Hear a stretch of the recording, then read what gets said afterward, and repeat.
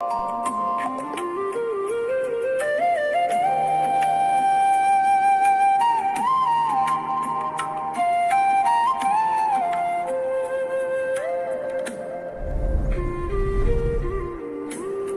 Morning বন্ধুরা। আজ 1 জুলাই 2026।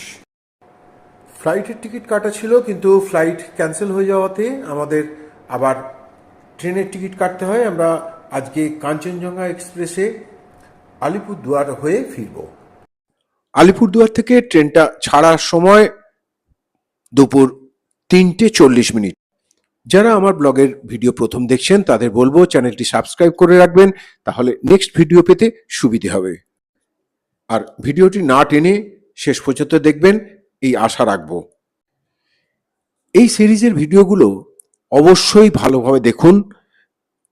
এই জায়গাগুলোতে আশা করি খুব কম লোক ঘুরতে এসেছেন, হয়তো আসেন ডাইরেক্ট জলদাপাড়া ঘুরে বেরিয়ে চলে যান, কিন্তু এই জায়গাগুলো অদেখাত সে থেকে যায়।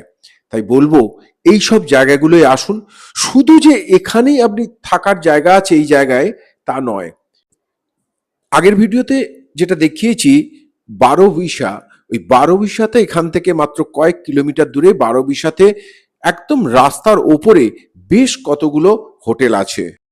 থাকার হোটেলের পাশাপাশি অনেক খাবার হোটেলও আছে, যেখান থেকে আপনি আপনার পছন্দ মতো খাবার খেতে পারবেন।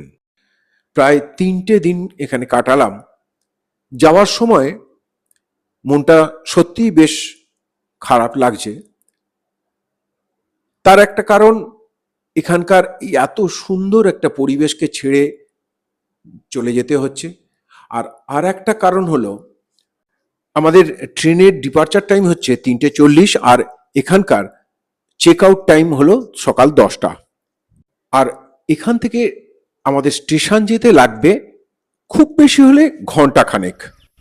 তাই বর্তমান মালিক অলোকবাবু এবং মিঠুনবাবু সাথে ম্যানেজার তপনবাবুকেও আমি রিকোয়েস্ট করেছিলাম যদি লাঞ্চটা এখান থেকে সেরে আমরা দুপুরবেলা যাই। বর্তমানে আমরা ছাড়া এখানে আর কেউ নেই। আর যতটুকু ইনফরমেশন আমার কাছে আছে তাতে আজকে এখানে কোনো গেস্ট চেক ইন করছে না। 10টা থেকে 1টা পর্যন্ত আমরা থাকতে চেয়েছিলাম এবং লাঞ্চটা সেরে বেরোবো বলেছিলাম, এবং তার জন্য যা লাগবে সেটা ওনাদের আমি পে করব বলেও ছিলাম। কিন্তু আমার দুর্ভাগ্য যে ওনারা সরাসরি আমাকে না বলে দিলেন। বেশ আরও কিছু জিনিস আমার খামতি লেগেছে, সেগুলোর আর এখানে উল্লেখ করলাম না। যাই হোক, 10টা 5-এ আমি গাড়ি নিয়ে বেরিয়ে গেলাম আলিপুরদুয়ারের উদ্দেশ্যে। কপালে যদি ভালো কিছু জিনিস থাকার থাকে তাহলে সেটা অবশ্যই হয়। যাই হোক, সেইটাই এবারে আপনাদের বলব।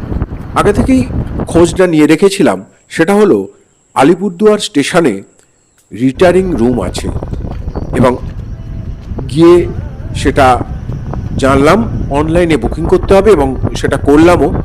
ডাবল বেডেড রিটায়ারিং রুম পড়লো মাত্র 167 টাকা। কেন এটা বললাম জানেন, এই রিটায়ারিং রুমের কথাটা? যদি কখনো এইসব সাইডে বেড়াতে যান তাহলে অনলাইনে আগে থেকে আপনি বুকিং করে নেবেন। নিশ্চিন্তে স্টেশনের ওপরে খুব সুন্দরভাবে আপনি থাকতে পারবেন। জাস্ট স্টেশন থেকে বাইরে বেরিয়েই খাবারের হোটেলগুলো আছে, আপনি খাবেন আর ওখানে এসে থাকবেন। একদম নির্ভাবনায় খুব সুন্দর ঘর। এবার আপনাদের চলুন, আমরা স্টেশনের সামনে এসে গেছি, দেখাই আপনাদের সেই রিটায়ারিং রুমটা। আমরা জাস্ট আলিপুরদুয়ার স্টেশন ঢোকার মুখে ডান দিকে ঘুরলেই আলিপুরদুয়ার স্টেশন, সাদা বিল্ডিংটা দেখছেন সামনে। আর এই ডান দিকের দোতলা বাড়িটি হলো রিটায়ারিং রুম। রাজীব দাস, এনার কথা না বললে এই ভ্রমণ অসম্পূর্ণ থেকে। আর ইনি ছিলেন বলেই ওই দুর্যোগপূর্ণ রাতে 28শে জুন আমরা রায়ডাক নেস্টে রাত 1:45টার সময় পৌঁছতে পেরেছিলাম। শুধু তাই নয়, পুরো ট্রিপটাতে উনি হাসি মুখে আমাদের প্রতিটা ব্যাপারে সঙ্গ দিয়েছেন। ওনার এই অসাধারণ ব্যবহার আমার কাছে চিরস্মরণীয় হয়ে থাকবে।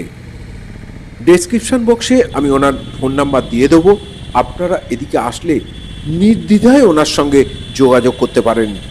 আর আমার তরফ থেকে অসংখ্য ধন্যবাদ। এটা স্টেশন চত্বর, আর এই দিকটায় দেখুন প্রচুর খাবারের দোকান, এই পাঞ্জাব লজিং অ্যান্ড ফুডিং, এখানে থাকার ব্যবস্থাও আছে ঠিক স্টেশন থেকে বেরিয়েই একদম। এখানে স্টেশনের বাইরে আপনি টোটো, অটো, কার সব রকম জিনিসই পেয়ে যাবেন। এখানে একটা জিনিসে আমি একটু আশ্চর্য হলাম, আমাকে গাড়িটা এখানে স্টেশনের বাইরে নামাতে এসেছিল, জাস্ট ড্রপ করে আমার গাড়িটা বেরিয়ে যাবে, কোনো পার্কিং করার ব্যাপার নেই। কিন্তু আমি নামার সাথে সাথে একজন এসে সেখানে গাড়ি থেকে গাড়ির জন্য পার্কিং চার্জ চাইলেন। আমি বুঝলাম না, গাড়ি জাস্ট ড্রপ করতে এসেছে, সেখানে গাড়িটা আমাকে নামিয়ে দিয়ে বেরিয়ে যাচ্ছে, সেখানে কেন পার্কিং চার্জ দিতে হবে? জিজ্ঞাসা করাতে ভদ্রলোক বললেন এখানকার এটাই সিস্টেম। যাই হোক, এখানে ভেতরে ঢুকলাম, ঢুকতেই সামনে চোখে পড়ল সুন্দর বসার জায়গা, আর সোজাসুজি রয়েছে টিকিট কাউন্টার। আর এই বাইরেটা হলো পুরো স্টেশন চত্বর।